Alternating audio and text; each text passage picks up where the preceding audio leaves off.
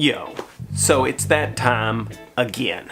The time of the year when people are making their New Year's resolutions. Well, I don't really do the New Year, New Me thing. Anybody who knows me knows that I am deadly serious about what I eat and exercising. Who do you think you're dealing with here? Next, what I like to do is make goals for the year that I will in fact follow through on. So, let's get into it. These are 5 of my initial goals, and not limited to. Here we go. Number 1, back when I bought the 1958 Fender Strat, a lot of guitars went in the deal. One of those guitars was a 1962 Gretsch Chet Atkins 6120. I plan to redeem my vintage Gretsch situation this year.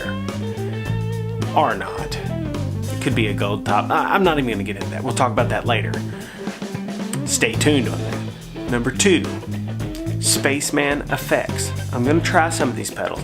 I've been looking at these things for years, and I think that for the most part, the waiting list is kind of gone away on some of the older model pedals. So I think I'm going to get one of those. 2 of those, or 3 of those, or all of those. 3rd, new lighting for this kind of a situation. I know, it's my fault. We're constantly dealing with these low light situations, or saturated yellow rooms and all this kind of stuff. I apologize. I'm going to try to rectify that in 2017, probably very soon.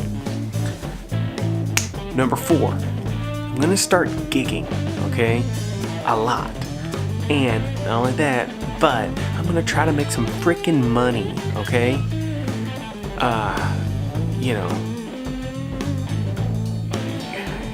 Man can't live on bread and water alone, okay? I have to have some real gigs, play a lot of shows, make some freaking money to finance some of this stuff. Can't keep coming out of my pocket year after year on all this gear. Just want to play more than I did last year, period. And last but not least, if you haven't noticed, I'm a watch guy. So this year, I'm going to buy yet another awesome watch. Oh, imagine that, fools. So, let's start the vlog.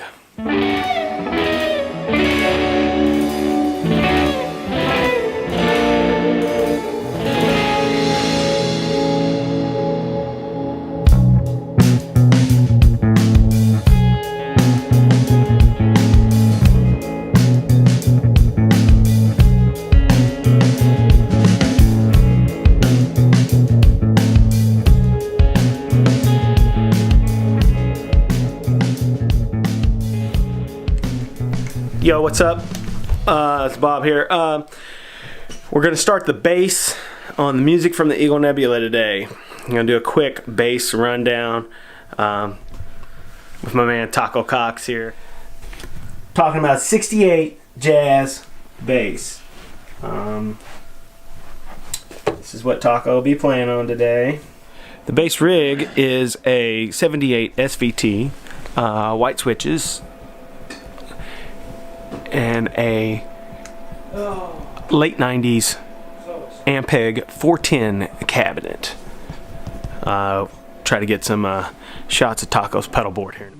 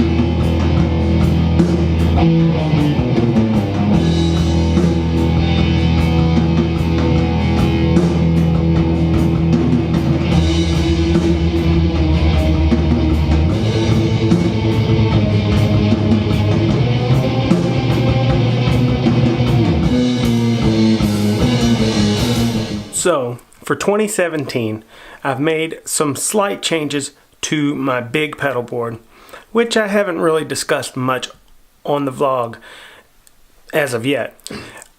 Because of the recordings I just did, I used some pedals more than others, and I was pulling a lot of pedals that weren't on either of my boards. So what I've done is kick some off and added some on.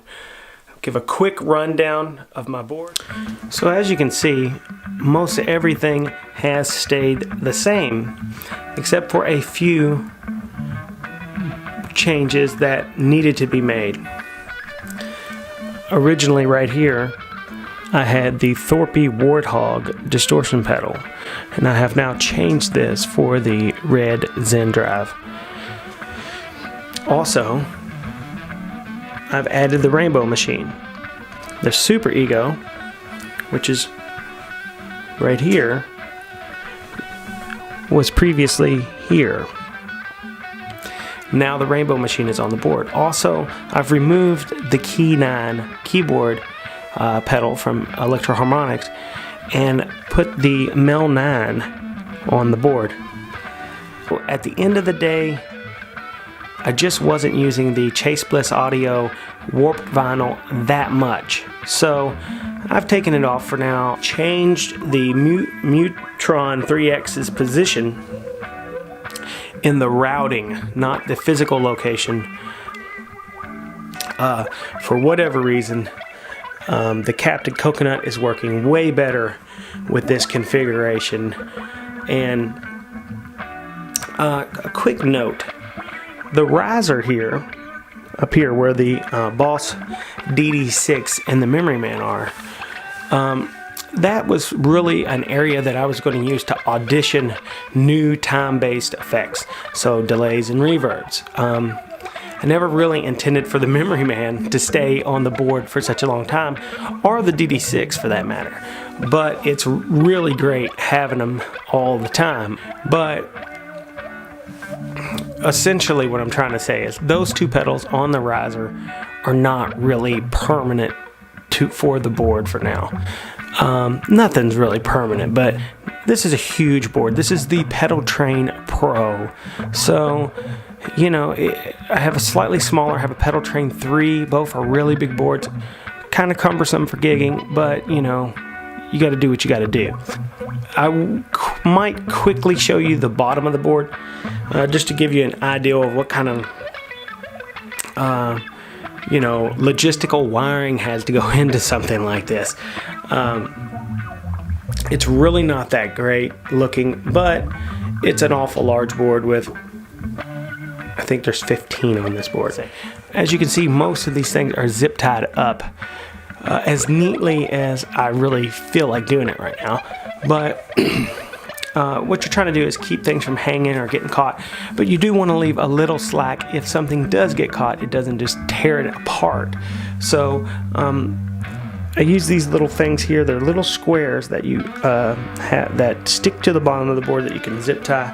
That's pretty standard in the pedal board world. And I just zip tie the whole bottom of the board up. Something else you can probably see is possibly a little bit of painter's tape sticking out on some of these pedals, where I put the painter's tape on and then the Velcro, and that way I can just remove it really easily. It's just a little trick of the trade there.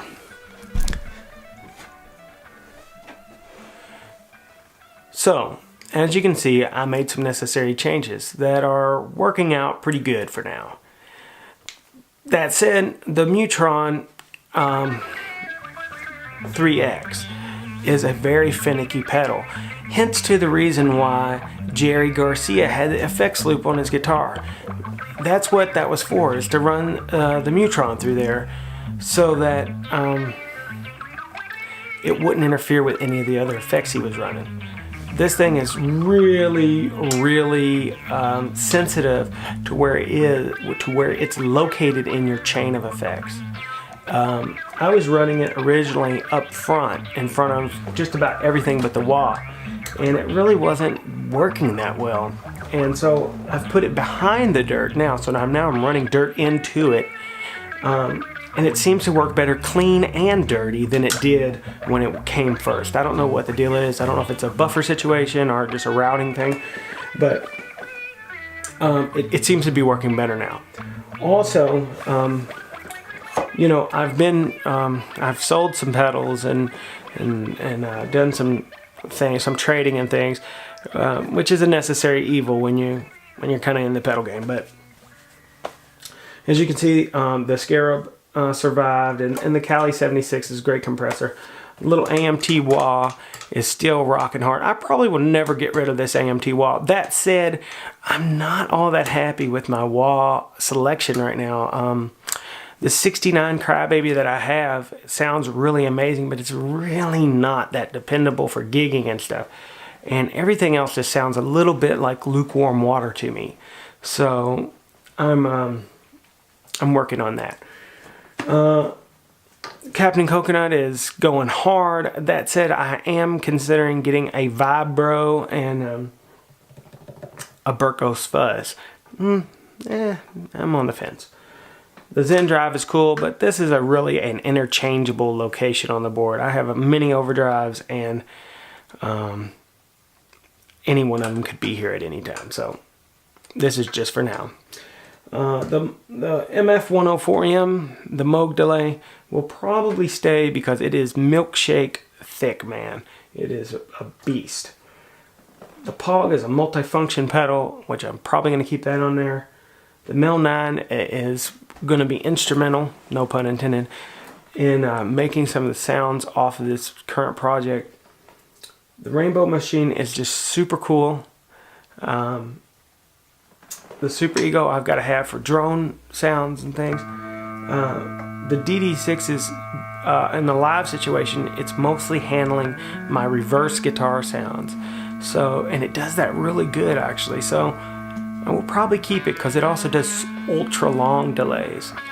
So it's for a $60 pedal, it can't be beat.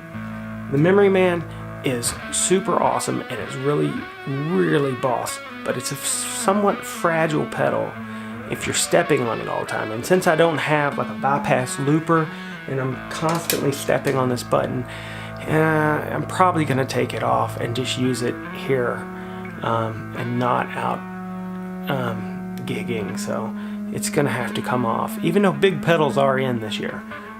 It's a trend. The Big Sky is been really great, and I can't say that I won't get rid of it, but right now it's the only acceptable pedal with a screen that I will allow anywhere near me. So I'm not down with multi-effects things and things with banks and patches and screens and stuff. It's too much for me. This is fairly simplistic. And then the little Ditto looper is working fine, so it's great. So this is my digs for 2017.